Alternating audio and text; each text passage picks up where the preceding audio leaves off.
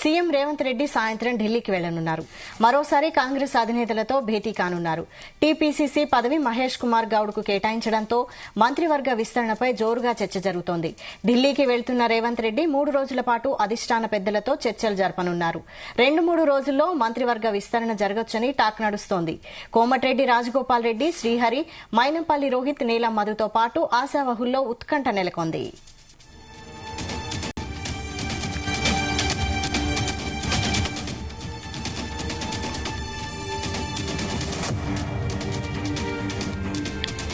ఇదే అంశంపై మరిన్ని డీటెయిల్స్ బ్యూరో చీఫ్ నరేందర్ అందిస్తారు. నరేందర్, వైశాలి, మొన్న రీసెంట్ గా మనం చూసాం పీసీసీ అధ్యక్షుడి నియామకము పూర్తయింది. దాదాపు నెల రోజుల పాటు ఊగిసలాట జరిగింది. ఎవరికి ఇస్తారు, బీసీలకు ఇస్తారా లేదా రెడ్డి సామాజిక వర్గానికి ఇస్తారా అన్నటువంటి అంశం మీద పెద్ద ఎత్తున చర్చ జరిగినటువంటి సందర్భం. ఎట్టకేలకు బీసీ సామాజిక వర్గంలో అత్యధిక పాపులేషన్ ఉన్నటువంటి గౌడ సామాజిక వర్గానికి చెందింది మహేష్ కుమార్ గౌడ్ నిజామాబాద్ జిల్లాకు సంబంధించినటువంటి వ్యక్తికి ఇచ్చిన నేపథ్యంలో దాని తర్వాత ఇప్పుడు అందరూ కూడా మంత్రివర్గ విస్తరణ వైపు ఆలోచిస్తున్నారు. దీంట్లో మంత్రివర్గ విస్తరణలో ముఖ్యంగా మనం చెప్పుకోవాలి, పిఎస్సి చైర్మన్ గా కూడా రీసెంట్ గా నియమించడం జరిగింది. గాంధీ షేర్లింగంపల్లికి సంబంధించినటువంటి వ్యక్తికి ఇవ్వడం జరిగింది. బట్ పిసిసి అధ్యక్ష నియామకం అయిపోయింది, పిఎస్సి అయిపోయింది, మిగతాయి కూడా కొన్ని అసెంబ్లీకి సంబంధించిన వ్యవహారాలుగా అయిపోయినాయి. కాబట్టి ఇక మిగిలినదల్లా కూడా మంత్రివర్గ విస్తరణ ఒకటి పూర్తి చేస్తే పూర్తి స్థాయిలో కమాండింగ్ చేసుకోవచ్చు మంత్రివర్గ విస్తరణ. ఎందుకంటే మనం చూడవచ్చు, ఒక పక్క హోంశాఖ లేదు, విద్యాశాఖకు సంబంధించినటువంటి వ్యవహారాలు కొంత ఇబ్బందికరమైతే అవుతున్నటువంటి సందర్భం ఉంది. విద్యుత్ శాఖ కావచ్చు, ఇట్లా కీలకమైనటువంటి పలు శాఖలు మొత్తం సీఎం దగ్గరే ఉండడం వల్ల అడ్మినిస్ట్రేషన్ కొంత లోపం జరుగుతోంది. కనుక మంత్రివర్గ విస్తరణ చేయడం అనేది చాలా ఇంపార్టెంట్ గా ప్రభుత్వానికి ఉంది. దాదాపు 8.5-9 నెలలు కావస్తోంది కాంగ్రెస్ ప్రభుత్వం కొలువుదీరి. ఇప్పుడున్నటువంటి పరిస్థితుల్లో మొత్తం 18 మందికి అవకాశం ఉంది. 18 మందిలో ప్రజెంట్ 12 మంది మాత్రమే మంత్రులుగా ఉన్నటువంటి పరిస్థితి సీఎంతో సహా.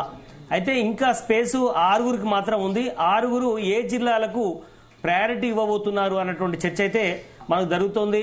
మనం చూసాం, ఆదిలాబాద్ సంబంధించినటువంటిది ఒక్కరు కూడా మంత్రులు లేరు. మొన్న రీసెంట్ గా మనకు మంత్రివర్గ విస్తరణ చేసినట్టు దాంట్లో రంగారెడ్డి జిల్లాలో ఒక్కరు కూడా లేరు. అదేవిధంగా నిజామాబాద్ లో కూడా ఒక్కరు కూడా ఈ ప్రజెంట్ ఉన్నటువంటి మంత్రివర్గ దాంట్లో లేరు. అదేవిధంగా హైదరాబాద్ నుంచి కూడా గెలిచింది తక్కువ కాబట్టి ఎవరు లేరు కాబట్టి ఇవ్వడం కూడా కుదరలేదు. అయితే మనకు ఉన్నటువంటి దాంట్లో ఖమ్మంలో అత్యధిక మంది ఉన్నటువంటి పరిస్థితి మనం చూస్తున్నాం. డిప్యూటీ సీఎం కూడా అక్కడి నుంచే ఉన్నారు. అదేవిధంగా చెప్పొచ్చు, నల్లగొండ నుంచి 2 ఆల్రెడీ ఉన్నారు, ఉత్తమ్ కుమార్ రెడ్డి కావచ్చు, కోమటిరెడ్డి కానీ. అదేవిధంగా కరీంనగర్ నుంచి 2 ఉన్నారు, మహబూబ్ నగర్ నుంచి సీఎం కూడా అక్కడే ఉన్నారు కాబట్టి జూపల్లి కృష్ణారావు కూడా ఉన్నారు అక్కడ. అదేవిధంగా మెదక్ నుంచి ఒకరికి మాత్రమే దామోదర్ రాజనరసింహకు ఎస్సీ సామాజిక వర్గంలో ఇవ్వడం జరిగింది. వరంగల్ నుంచి 2కి అవకాశం ఇచ్చారు. ఆ 2 కూడా మహిళలే. మహిళా కోటా పూర్తి అయిపోయింది. వరంగల్లో ఇవ్వాల్సినటువంటి 2 బెర్తులు కూడా వరంగల్లో పూర్తి అయిపోయాయి. ఇప్పుడు ఇవ్వాల్సిందల్లా కూడా ఆదిలాబాద్ నుంచి కంపల్సరీ ఇవ్వాలన్నటువంటి పరిస్థితి ఏర్పడింది. అదేవిధంగా నిజామాబాద్ నుంచి కూడా ఒక్కరికైనా ఇవ్వాలన్నటువంటి ప్రతిపాదన వస్తోంది. రంగారెడ్డి హైదరాబాద్ లో 1 లేదా 2 ఇవ్వాలి అన్నటువంటి ప్రతిపాదన అయితే సీఎం ఆలోచనలో ఉంది. ఏఐసిసి కూడా అదే చెప్పింది. ఎందుకంటే రేపు గ్రేటర్ ఎన్నికలు రాబోతున్నాయి, స్థానిక సంస్థలకు సంబంధించినటువంటి ఎన్నికలు కూడా ఇవన్నీ ఉన్న నేపథ్యంలో మనం చెప్పినటువంటి ఈ 4 జిల్లాల నుంచి ప్రాతినిధ్యం ఖచ్చితంగా రావాలి అన్నటువంటి ఆలోచన ఉంది. అయితే ఇప్పుడున్నటువంటి పరిస్థితుల్లో మనం చూస్తున్నాం, ఢిల్లీకి సీఎం వెళ్తున్న నేపథ్యంలో సాయంత్రం మరో 2-3 రోజులు ఢిల్లీలోనే ఉండే అవకాశం ఉంది. ఇప్పుడు అన్ని కూడా పీసీసీ అధ్యక్షుడిది అయిపోయింది, పిఎస్సి సంబంధించిన అయిపోయింది, మిగతాయి కూడా అయిపోయిన నేపథ్యంలో ఎవరెవరు ఏ సామాజిక వర్గం నుంచి మనం భర్తీ చేయాల్సిన అవసరం ఉంది. ఎందుకంటే మనం చూడొచ్చు, బీసీ సామాజిక వర్గం రాష్ట్రంలో అత్యధిక మంది ఉన్నటువంటి పరిస్థితి మనం చూస్తున్నాం. అయితే వాళ్ళ కోటా మాత్రం చాలా తక్కువగా ఉంది. ఇప్పుడు ఉన్నటువంటి పరిస్థితిలో కేవలం 2కి మాత్రమే ఉన్నాయి. కనీసం ఇంకో 2 లేదా 3 పెంచుకోవాల్సిన అవసరం ఉంది అన్నటువంటిది కూడా సీఎం ఆలోచనలో ఉంది. అదేవిధంగా ఏఐసిసి కూడా అదే చెప్పినట్టుగా మనకు తెలుస్తోంది. అంటే మొత్తం 12 మందిలో అంతా కూడా అగ్రవర్ణాలకు సంబంధించినటువంటి వాళ్ళే, బీసీలు 2 ఉన్నారు. అది అసంతృప్తి వచ్చే అవకాశం ఉంది అనేది కూడా ఒక ఆలోచన వస్తోంది. కనుక 2లో బీసీలకు ఎవరికి ఇవ్వాలి, ముద్రాజ్ సామాజిక వర్గానికి ఒకటి ఖచ్చితంగా ఇవ్వాలి అన్నటువంటి ఆలోచన ఇప్పటికే ఏఐసిసి చెప్పినట్టుగా తెలుస్తోంది. ముద్రాజ్ సంబంధించిన దాంట్లో కూడా కొద్దిమంది గెలిచారు అంటే దాంట్లో వాకిటి శ్రీహరి పేరు ప్రధానంగా వినపడుతున్నటువంటి పరిస్థితి. మన రేవంత్ రెడ్డి కూడా మీరు ఇక్కడ సీటు గెలిపించండి, ఎట్టి పరిస్థితుల్లో నేను ఇక్కడ మంత్రిగా నేను చేస్తాను ముదిరాజ్ సామాజిక వర్గాన్ని అని కూడా చెప్పడం జరిగింది. బట్ మరి వాకిటి శ్రీహరికి చేసే అవకాశం ఉందా లేదా అది కూడా మనం చూడాల్సిన అవసరం ఉంది. అదే సమయంలో ముదిరాజ్ కోట ఒకళ్ళు అయిపోతే యాదవ లేదా కుర్మ ఇద్దరు కూడా ఆ కులానికి సంబంధించినటువంటి వాళ్ళది కాబట్టి అక్కడ ఎవరికి కూడా లేదు. ప్రజెంట్ గౌడ సామాజిక వర్గానికి మాత్రం పొన్నం ప్రభాకర్కి ఇచ్చారు కాబట్టి యాదవ కుర్మ సామాజిక వర్గంలో ఎవరికి ఇస్తారు అనేది కూడా చర్చ జరుగుతోంది. దాంట్లో ఉమ్మడి నల్లగొండ జిల్లాకు సంబంధించినటువంటి ఆలేరు ఎమ్మెల్యేకి ఇస్తారా అనే ఒక చర్చ అయితే జరుగుతోంది. అది ఎంతవరకు పాసిబిలిటీ అనేది చూడాల్సిన అవసరం ఉంది. అది యాదవ కుర్మ సామాజిక వర్గం వస్తే ఎంబీసీలో కూడా ఇస్తారా అనేటువంటి చర్చ జరుగుతుంది. ఎంబీసీలు ఒక 2-3 గెలిచారు. వాళ్ళలో ఒకరికి షాద్నగర్ నుంచి వేరే ఒక అకామిడేషన్ చేయడం జరిగింది. బట్ మంత్రిగా కాదు కాబట్టి శంకర్కి కావచ్చు లేదంటే రాజ్ ఠాకూర్ పేరు కూడా వినపడుతోంది. దాంట్లో ఎవరికైనా వచ్చే అవకాశం ఉందా లేదా చూడాల్సిన అవసరం ఉంది. బట్ ఎస్సీ సామాజిక వర్గంలో కూడా ఎవరికి వచ్చే అవకాశం ఉన్నట్టుగా తెలుస్తోంది. ఎస్సీ సామాజిక వర్గంలో ప్రజెంట్ ఆల్రెడీ డిప్యూటీ సీఎం బట్టి విక్రమార్క కూడా ఉన్నారు కాబట్టి మాల సామాజిక వర్గం నుంచి మరీ మాలవర్గ సామాజిక వర్గం నుంచే ఇస్తారా లేదంటే వేరే సామాజిక వర్గం నుంచి మాదిగ సామాజిక వర్గం నుంచి ఇస్తారా అనేది కూడా చూడాల్సిన అవసరం ఉంది. బట్ దామోదర రాజనరసింహ ఎస్సీ కోటాలో ఉన్నప్పటికీ కూడా దళితుల్లో మాదిగ సామాజిక వర్గంలో ఉపకులానికి సంబంధించినటువంటి వ్యక్తి అని ఉంది కాబట్టి స్ట్రేట్గా మాదిగ వర్గానికి ఇస్తారా అన్నటువంటి చర్చ కూడా జరుగుతోంది. అది ఇస్తే ఎవరికి ఇస్తారు అనేది కూడా నల్లగొండలో ఉన్నారు ఒకరిద్దరు ఎమ్మెల్యేలు గెలిచిన వాళ్ళు. అదేవిధంగా మరో వేరే జిల్లాలో కూడా ఉన్నారు కాబట్టి అకామిడేషన్ నల్గొండ నుంచి చేస్తారా లేదంటే మాల సామాజిక వర్గం నుంచి వస్తే బలంగా వివేక్ వెంకటస్వామి పేరు వినబడుతోంది. ఇప్పటికే మాల సామాజిక వర్గానికి బట్టి విక్రమార్కకు ఇచ్చారు కాబట్టి వివేక్ వెంకటస్వామికి ఇస్తారా లేదా అనేది చూడాల్సిన అవసరం ఉంది. అదే సమయంలో ఇక్కడ ఆదిలాబాద్ కోటాలోనే ఒకరిద్దరి పేర్లు వేరే వాళ్ళే కూడా వినపడుతున్నాయి, చూడాలి.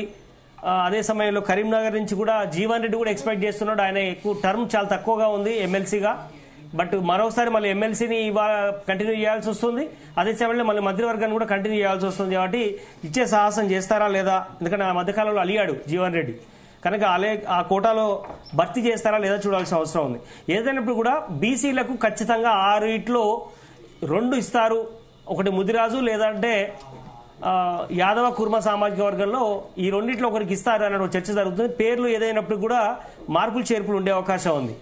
ఇక మాల లేదా మాదిగలో ఒకరికి వచ్చే అవకాశం ఉంది. మనం వెడ్మ బొర్జు పేరు కూడా మనం పరిగణలోకి తీసుకోవాల్సిన అవసరం ఉంది. ఆయన యువకుడు, అదే సమయంలో చాలా ప్రస్తుతం ఉన్నటువంటి ఎమ్మెల్యేలో చాలా పేదరికంలో ఉన్నటువంటి వ్యక్తి. ఆయనే ఆనాడు ఇందిరమ్మ ఇళ్లలో కట్టించిన దాంట్లో చదువుకొని పెరిగి ఒక ఎమ్మెల్యే స్థాయికి వచ్చారు. చాలాసార్లు సీఎం కూడా మెచ్చుకున్నటువంటి సందర్భం. అదేవిధంగా ఉమ్మడి ఆదిలాబాద్ కోట కూడా భర్తీ చేసినట్టు అవుతుంది. కనుక బొజ్జుకి ఇస్తే అట్లాంటి ప్రయారిటీలో తీసుకునే అవకాశం ఉంది. వివేక్ వెంకటస్వామి అదేవిధంగా వినోద్ వాళ్ళ తనయుడు కూడా ఎంపీగా గెలిచారు కాబట్టి ఒకే ఫ్యామిలీకి మళ్ళీ 3 ఉన్నాయి కాబట్టి మంత్రి పదవి ఇస్తే నెగిటివ్ పోతుందా అనేది కూడా రేవంత్ రెడ్డి ఆలోచిస్తున్నట్టుగా తెలుస్తోంది. బట్ ఒకవేళ ఇవన్నీ ఏం పట్టించుకోవాలంటే వివేక్ వెంకటస్వామికి మంత్రి పదవి వచ్చే అవకాశం ఉంటుంది. సరే ఏదైనప్పుడు కూడా కులాలు ఇది పక్కన పెడితే జిల్లాల ప్రయారిటీలో మాత్రం ఖచ్చితంగా ఆదిలాబాద్కు నిజామాబాద్కు ఒక్కొక్కటి చొప్పునైనా వచ్చే అవకాశం అయితే ఖచ్చితంగా కనబడుతోంది. రంగారెడ్డి హైదరాబాద్లో కూడా చెప్పుకోవాలి, మనకు మల్రెడ్డి రంగారెడ్డి తప్ప ఎవరు కూడా కాంగ్రెస్ పార్టీ నుంచి ఇక్కడ రంగారెడ్డి జిల్లా నుంచి గెలవలేదు. కనుక ఆయనకు ఇస్తే రెడ్డి సామాజిక వర్గం కోట వెళ్ళిపోతుంది కాబట్టి మళ్ళీ ఇప్పటికే రెడ్డి సామాజిక వర్గం వల్ల అత్యధిక మంది ఉన్నారు కాబట్టి ఆయనకు వేరే రకంగా అకామిడేషన్ చేయొచ్చు. బట్ మంత్రి పదవి వేరే వాళ్లకు ఎవరికైనా పార్టీలో కొత్తగా వచ్చే ఒకరిద్దరు పేర్లు వినబడుతున్నాయి. వేరే సామాజిక వర్గానికి సంబంధించిన వాళ్ళు బీఆర్ఎస్ నుంచి వస్తే వాళ్ళకి ఇవ్వచ్చు అనే చర్చ కూడా జరుగుతోంది. అదేవిధంగా దాన నాగేందర్ కూడా బీసీ సామాజిక వర్గానికి సంబంధించినటువంటి బట్ ఒక వర్గానికి సంబంధించినటువంటి వ్యక్తి బీసీ సామాజిక వర్గంలో. బట్ ఆయనకు ఇచ్చే ఛాన్స్ ఏ రకంగా ఉంది? మధ్యలో హైడ్రా ఇష్యూ పెద్ద ఎత్తున ఉంది, ఆయన మీద ఆరోపణలు వచ్చాయి, ఇవన్నీ ఉన్నాయి కాబట్టి ఆయనకి ఈ స్థితిలో దాన నాగేందర్కు ఇస్తారా లేదా చూడాల్సిన అవసరం ఉంది హైదరాబాద్ కోటాలు భర్తీ చేయాల్సి వస్తే. బట్ ఇట్లా చాలా మంది పేర్లు వినబడుతున్నాయి కాబట్టి హైదరాబాద్ రంగారెడ్డిలో కూడా ఒకరికి వచ్చే అవకాశం ఉంది. ఆదిలాబాద్లో ఒకరికి, నిజామాబాద్లో ఒకరికి, మహబూబ్నగర్లో వాకాటి శ్రీహరి కనుక ఇస్తే ముదిరాజ్ కోట కూడా పూర్తయ్యే అవకాశం ఉంది. కాబట్టి ఓవరాల్గా మనం చెప్పుకోవచ్చు 6 బెర్తులు ఖాళీ ఉన్నప్పటికీ కూడా కేవలం 4 లేదా 5 మాత్రమే ఇచ్చే అవకాశం ఉందనే చర్చ జరుగుతోంది. మిగతా 1 లేదా 2 స్పేస్ పెట్టుకొని మళ్ళీ అవసరం ఉన్నప్పుడు మైనార్టీకి ఒకరికి ఇస్తే ఎట్లా ఉంటుందని కూడా. ఎందుకంటే మైనార్టీ కి ఖచ్చితంగా కూడా మనం పోయినసారి చూసాం బీఆర్ఎస్ గవర్నమెంట్ లో కూడా మహమ్మద్ అలీని చేశారు, అంతకంటే ముందు మరొకరు చేశారు, అంతకంటే కాంగ్రెస్ ప్రభుత్వంలో రాజశేఖర రెడ్డి దాంట్లో కూడా షబీర్ అలీ ఉన్నారు, అంతకంటే ముందు వేరే వాళ్ళు ఉన్నారు. బట్ ఏదైనప్పుడు కూడా రేవంత్ సర్కార్లో ఒక మైనార్టీ వ్యక్తికి మంత్రి పదవి ఇవ్వాల్సిన అవసరం ఉంది, కానీ మైనార్టీ నుంచి ఎవరు కూడా గెలవలేదు. మహమ్మద్ షబీర్ అలీకి ఎమ్మెల్సీ ఇచ్చి మంత్రి పదవిని చేస్తారా? అందుకనే ఒక స్పేస్ ఉంచుకోవాలి, ఒక పదవి అని కూడా ఒక ఖాళీ ఉంచాలి బెర్త్ అని కూడా అనుకుంటున్నారు. బట్ 4 లేదా 5 మంత్రి పదవులు భర్తీ చేసే అవకాశం అయితే కనిపిస్తుంది ఇమీడియట్లీ. ఈ 2 రోజుల్లోనే మేబీ ఆదివారం లోపు మంత్రివర్గ విస్తరణ చేసే అవకాశం ఉంది.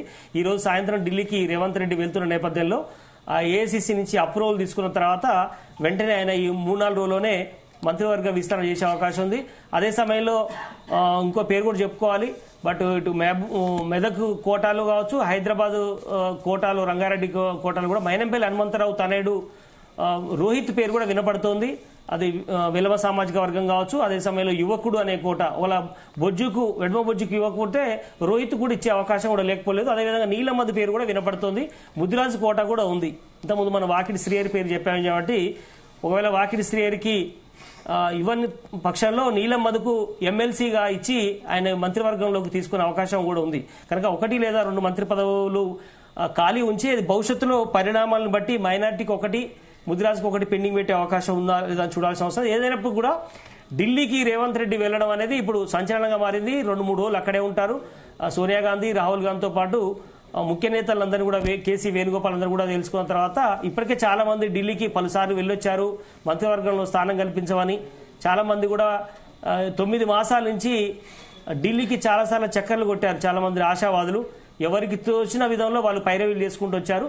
ఏదైనప్పుడు కూడా అన్ని సామాజిక వర్గాలను, సోషల్ ఈక్వేషన్స్ ని గెలుపు గుర్రాలు ఆయన మన రీసెంట్ గా ఎంపీలు కూడా గెలిపించిన దాంట్లో ఎవరి ప్రాధాన్యత ఏ రకంగా ఉంది, ప్లస్ పిసిసి అధ్యక్షుడు కూడా నిజామాబాద్ నుంచి భర్తీ చేయడం జరిగింది కాబట్టి అక్కడ పిసిసి అధ్యక్షుడు పోను ఇంకొకరికి ఇచ్చే అవకాశం కూడా లేకపోలేదు నిజామాబాద్ నుంచి. ఇట్లా ఓవరాల్ గా మాత్రం ఇది సిచ్యువేషన్. వైశాలి నరేంద్ర, అంటే ఢిల్లీ పర్యటనలో భాగంగా అంటే ప్రధాని నరేంద్ర మోదీని కూడా కలిసే అవకాశం ఉన్నట్టు తెలుస్తుంది. అంటే ముఖ్యంగా వీరి మధ్య ఎటువంటి అంశాలు చర్చకు వచ్చే అవకాశం ఉంది, ఆ రాష్ట్రానికి సంబంధించి ఎటువంటి నిర్ణయాలు తీసుకునే అవకాశం ఉంది?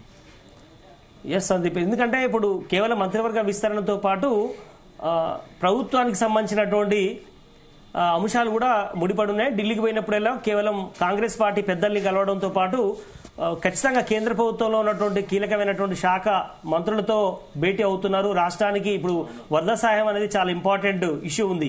ఎందుకంటే ఇప్పటికే మొన్న మనం చూసాం బండి సంజయ్తో పాటు మరో కీలకమైనటువంటి మంత్రి రేవంత్ రెడ్డిని సచివాలయంలో కలిసి వెళ్లారు.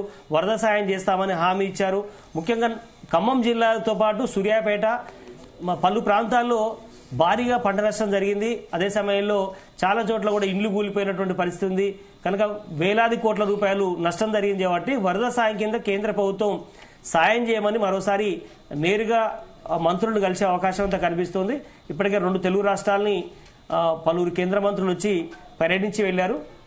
ఆంధ్రప్రదేశ్ కూడా సాయం చేసే అవకాశం ఉంది. అదే సమయంలో తెలంగాణ కూడా ముంపు ఆంధ్రప్రదేశ్ అంతా కాకపోయినా ఖచ్చితంగా ఖమ్మంలో భారీగా నష్టం జరిగింది. బట్ నల్గొండతో పాటు సూర్యాపేట, ఖమ్మంలో దాని ఇంపాక్ట్ పెద్దగా ఉంది కాబట్టి వరద సాయం అడిగే అవకాశం ఉంది. అదే సమయంలో వేరే వాటికి కూడా కొన్ని ప్రభుత్వం సంబంధించిన కొన్ని సంక్షేమ పథకాలు డెవలప్ చేయాల్సిన అవసరం ఉంది. అదేవిధంగా కొన్ని కొత్త ప్రాజెక్టులు వచ్చే అవకాశం ఉంది. వీటికి కేంద్ర సాయం అర్జించే అవకాశం కోసం రేవంత్ రెడ్డి ఖచ్చితంగా కూడా పలువురు మంత్రులు కలుస్తారని కూడా మనకు సమాచారం ఉంది.